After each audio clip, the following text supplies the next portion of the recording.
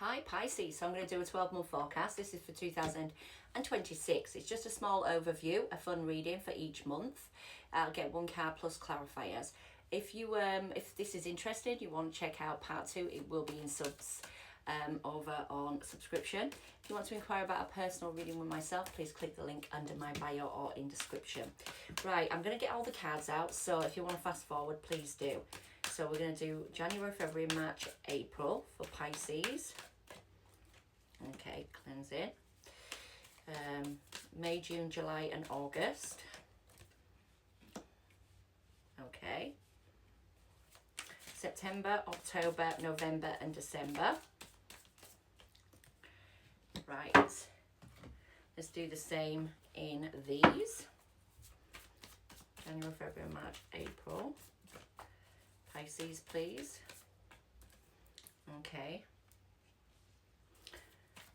May, June, July and August.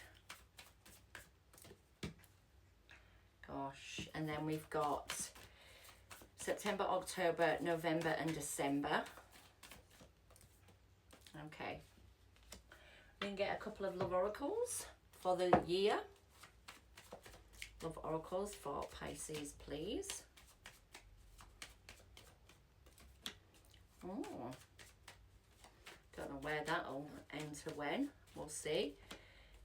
Yes. Let's get each month out then and see what's going on, because it's not telling me a great deal here, if I'm completely honest. No major events. No. So January, please, for Pisces. February. March. April. May. Check in. May. June. Wow. July. August.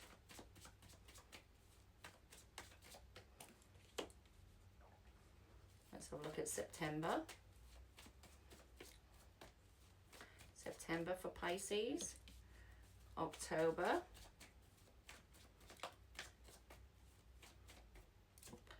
November.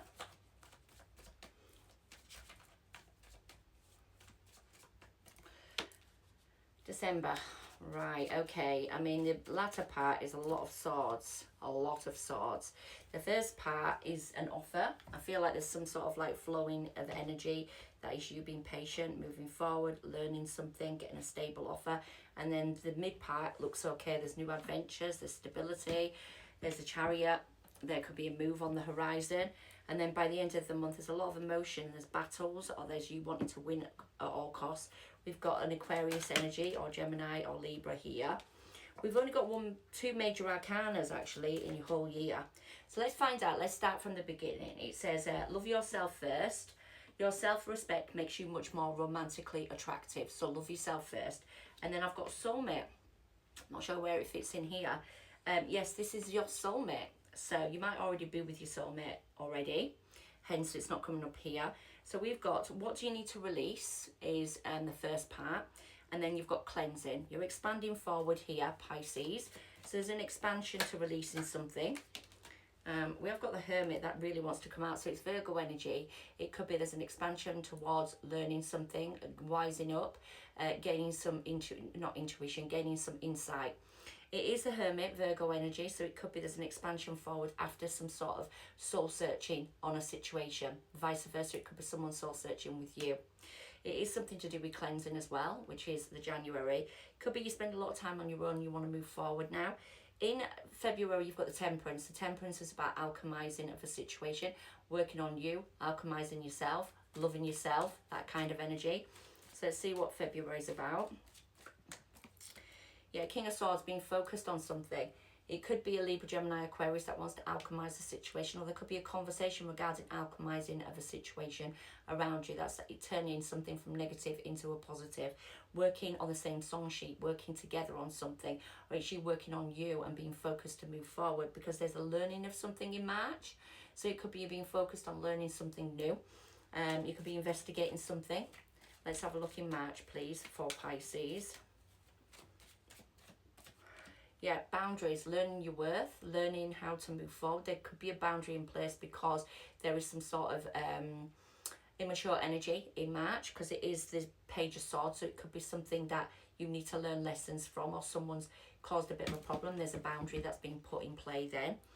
I'm getting a conversation in February to try and balance something out, so I'm not getting a negative conversation, but it could be in March you're really determined to put your boundary in play. You're really determined to know your worth on a situation that you want to learn. And there's an offer in April for you, so it could be something to do with your stability, because there's an offer of stability here. So that leads to a change or a move or a Chariot energy. So let's see what's going to happen. Let's find out, Pisces, what's going on in... there's a massive stability coming. There's a judgment, a reconciliation or renewal of your energy. It feels really good. April looks like it's a really good month for you. Pisces, there's some stability in terms of money or career, stability in terms of your home surroundings or the people that you're around. Yeah, I mean, it takes a while, but maybe that's what you're working towards with that King of Swords in February.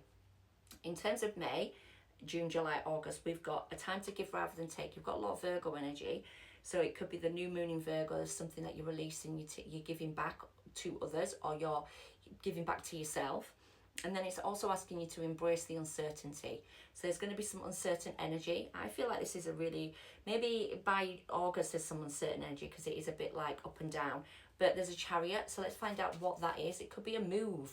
You might actually physically be moving home or moving, and it's uncertain. You're a bit worried. You're a bit like uncertain about what's going to happen, but you've got to embrace that.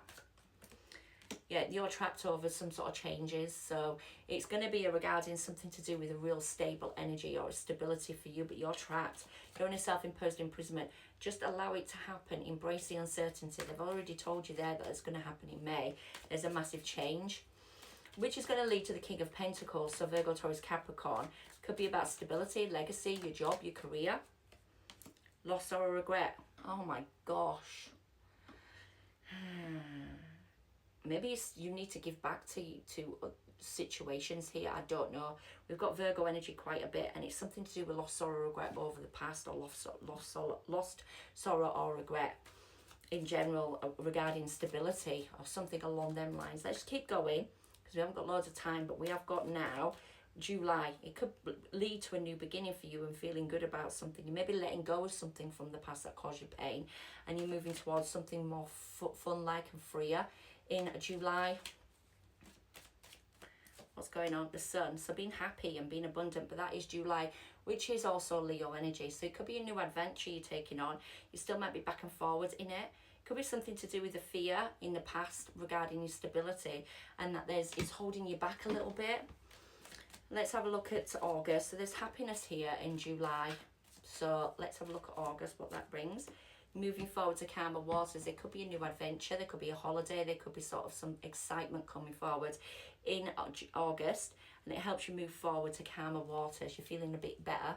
You might even physically be moving. And it's coming in this like 4 months here. Right. September, October, November, December. Surrender to the divine.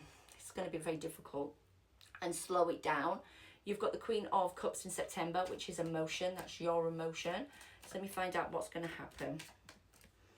Regarding stability, there's a stable energy here. It could be a high level of commitment, or it could be something to do with your job or business. And there's an emotional sense here regarding it. There's something you really want emotionally. So let's find out what's going to happen in October. October, please, because there's a battle. Comes to closing off a battle or letting go of a battle. You're putting your foot down on something in October, which is going to be like, I'm not even interested, I'm going to win the battle. Maybe you are being really cold and detached and wanting to win at all costs. There could be a small cold detached energy around you. There's a battle that you need to close out, or someone's closing out a battle with you. But then in November, we've got the Queen of Swords back, and she's back with a stable offer. So maybe if you hold your vision and move forward, you're going to stabilise your energy after a battle, or someone wants to stabilise that energy with you after this battle in November and October. And then in December, there's a strategy for a new beginning or a reconciliation or a renewal.